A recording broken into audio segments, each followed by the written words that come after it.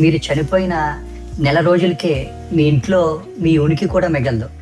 మీరు ప్రాణం పెట్టి ప్రేమించిన వాళ్ళే మిమ్మల్ని మర్చిపోతారు. ఇది వినడానికి చేదుగా ఉన్నా ఇదే నిజం.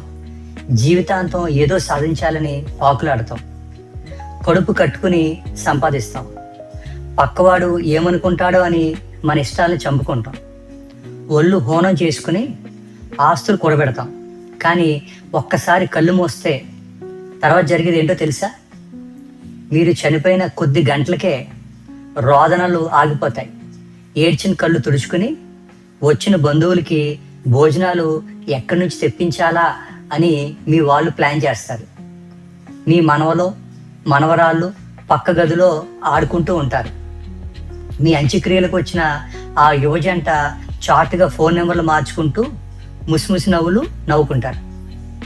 నీతో ఆప్యాయంగా మాట్లాడిన పక్కింటి ఆయన విస్తరాకులు తన ఇంటి ముంగిట పడ్డాయని చిరాకు పడతాడు. మీరు ప్రాణంగా పెంచుకున్న ఆస్తుల కోసం మీ పిల్లలు గొడవ పడతారు.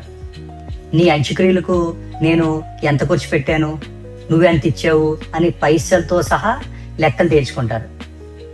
మీరు వెళ్ళి వారం కూడా కాకముందే మీ ఆస్తి పంపకాల చిచ్చు మొదలవుతుంది.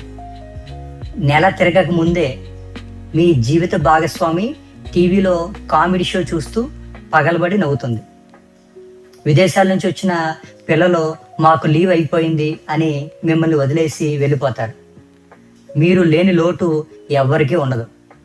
మీరు ఎంతో ప్రేమగా పెంచుకున్న పెంపుడు జంతువు కూడా మరో యజమానిని వెతుక్కుంటుంది.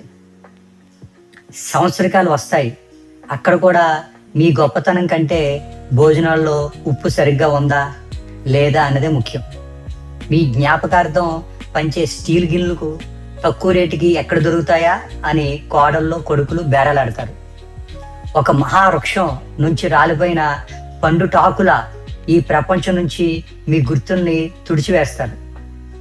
ఇప్పుడు చెప్పండి, ఈ పాకులాట ఎవరి కోసం, ఎవరి మెప్పు కోసం మీ ఆరోగ్యాన్ని మీ సంతోషాన్ని బలిస్తున్నారు?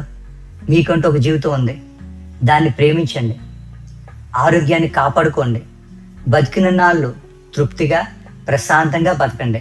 గుర్తించుకోండి, ఈ లోకంలో శాశ్వతమైన బంధం ఏదీ లేదు. కేవలం మీ ఆత్మశాంతి మాత్రమే ముఖ్యం. మీకోసం మీరు బతకండి, వేరే ఎవరి కోసం కాదు.